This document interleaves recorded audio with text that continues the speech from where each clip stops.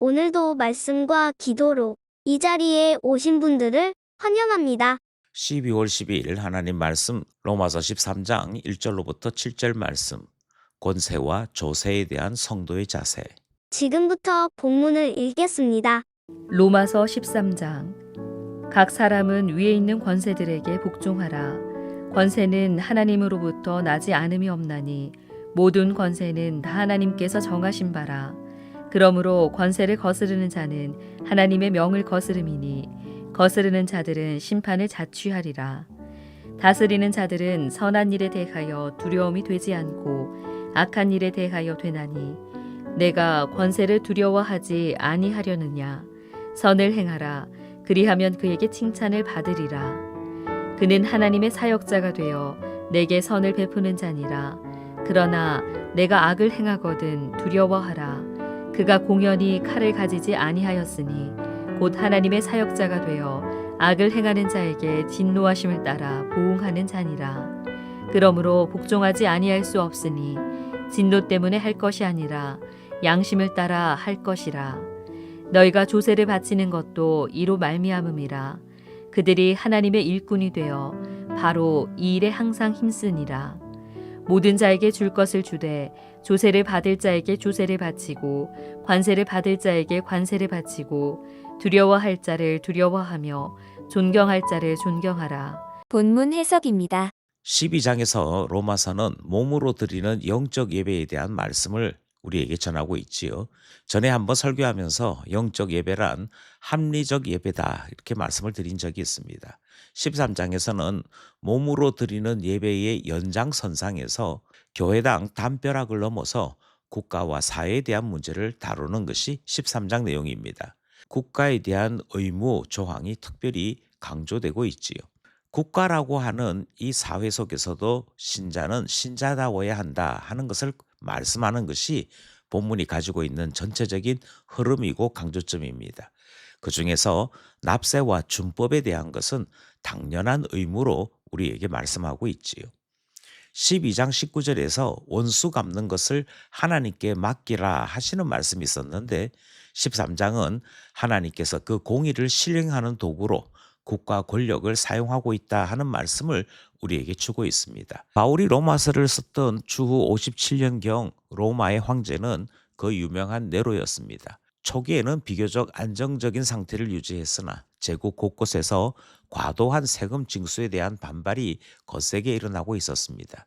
따라서 유대인이면서 그리스도인들 중에는 가이사가 아닌 하나님만이 유일한 왕이라고 하는 이 이유로 로마에 대한 세금 납부를 거부하고 체제 전복을 꿈꾸는 사람들이 있었다 하는 것이지요. 자칫 잘못하면 기독교가 반사회적 반란 집단으로 낙인 찍힐 수도 있던 그 시기에 어떻게 하는 것이 신자다운 것인가 13장 말씀이고 오늘 본문 내용이 되는 것이지요. 바울이 뭐라고 말했는지 본문을 살펴보겠습니다. 첫 번째 문단은 1절 2절입니다. 하나님이 정하신 질서. 1절 말씀은 이렇게 시작합니다. 각 사람은 위에 있는 권세들에게 복종하라. 그리고 이렇게도 말씀하시죠. 권세는 하나님으로부터 나지 않음이 없다. 이렇게 말씀합니다. 그러니까 첫 번째 문단에서 바울은 폭군으로 얼마든지 나타나는 네로이지만 네로의 권력조차도 하나님의 허용이고 하나님의 섭리 아래 집행되고 있는 것을 말씀하고 있는 것입니다. 이는 통치자의 인격을 지지하거나 네로라고 하는 사람을 믿으라 하는 뜻이 아닙니다. 하나님께서 타락한 세상이 무질서, 무정부로 빠지지 않도록 국가라고 하는 제도를 통해 최소한의 질서가 유지되도록 하셨다는 것이고, 그러니까 국가가 존재하는 것도 질서를 유지하는 것도 하나님 때문이다라고 하는 우리 신앙 고백을 따라 위에 있는 권세들에게 복종하라 하시는 말씀이 주어지는 것입니다. 여기에서 영역 주권이라고 하는 조금은 어려운 개념이 이 본문 안에는 포함되어 있습니다. 하나님께서 왜 나라와 통치자들을 허용하시는 것일까? 그것은 하나님께서 국가를 통해 통치자들을 통해 하시는 일이 있기 때문이고 그들에게 맡겨져 있는 영역이 있고 교회에 맡겨져 있는 영역이 있다. 이것을 영역 주권이라고 부르는 것입니다. 12장에서 교회 공동체 내부의 관계를 다루었습니다. 그것은 교회가 해야 할 일이고 교회 영역에 대한 말씀이었죠. 그런데 13장에서는 세상 정부에 대하여 눈을 돌리고 있는 것이고, 이것은 국가와 신자가 어떻게 관계를 맺으며 살아가야 될 것인가 하는 것에 대한 말씀이 되는 것입니다. 바울은 황제를 가리켜 하나님의 사역자라고 언급하고 있는 것을 본문이 말씀하고 있습니다. 가이사의 것도 결국은 하나님의 통치 아래에 있다 하는 기독교 세계관의 엄청난 모습을 본문이 소개하고 있는 것이지요. 여기까지 첫 번째 문단 말씀입니다. 둘째 문단은 3절 4절입니다. 사역자에게 주어진 책임과 권한. 놀랍게도 바울은 이방 통치자를 하나님의 사역자라고 부릅니다. 교회 안에 하나님의 말씀을 전하는 사역자가 있듯이 국가의 통치는 일반 은총을 따라 하나님이 위정자를 세우심으로 일하게 하셨다 하는 것입니다. 그리고 그들에게는 칼을 주셨다라고까지 이야기합니다. 이 칼을 어떻게 사용해야 될 것인가? 다르게 말씀드려서 세상 통치자들은 하나님의 사역자로서 무엇을 해야 할 것인가를 말씀하고 있는데, 그 칼은 공권력이고 악을 제어하고 선을 장려하는 일에 사용해야 한다라고 본문이 말씀하고 있습니다. 여기에서 바울은 아주 엄격하게 하나님께서 모든 사람을 세우실 때는 권세만 주신 것이 아니라 권세에 따른 책임도 주셨다 하는 사실을 말씀하고 있는 것이지요. 그러니 권력이 크다 작다에만 눈을 기울일 것이 아니라 그가 그 권력으로 감당해야 될 책임이 무엇인지도 살펴보아야 한다 하는 것을 본문은 우리에게 가르치고 있는 것입니다. 하나님께서 세상 통치자들에게 권한도 주시고 책임도 물으신다. 둘째 문단 말씀이었습니다. 마지막 셋째 문단은 5절로부터 7절입니다. 처벌을 넘어 양심으로. 5절 말씀이 이렇게 되어 있지요. 그러므로 복종하지 아니할 수 없으니 진노 때문에 할 것이 아니라 양심을 따라 할 것이라. 이렇게 말씀하고 있습니다. 그러니까 그리스도인들이 법을 지켜야 될 이유는 처벌이 두려워서가 아니다라고 말씀합니다. 하나님 앞에서 꺼리낌 없는 선한 양심 때문이라고 본문이 소개하는 것이지요.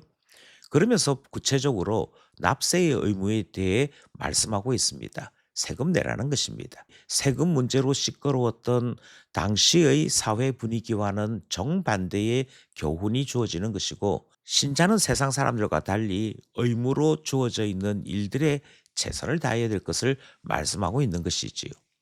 그런데 여기서 조심할 것은 5절에 언급된 양심이라고 하는 단어입니다. 외부적 강제가 아닌 내면적 신앙의 승화로 힘을 내는 것, 그것을 말하는 것이지요. 문자적으로는 함께 아는 것 또는 공동의 지식을 양심이라고 부릅니다. 바울이 이 단어를 단순한 도덕적인 말로 사용한 것이 아닙니다. 하나님 때문에 알게 된 지식, 다르게 얘기하면 신앙 고백, 그리고 그 신앙 고백에 따라서 우리가 어떻게 살아야 할 것인가에 대한 말씀이 여기에 등장하는 양심의 문제이지요. 우리의 신앙은 철저하게 신앙 고백에 기초합니다.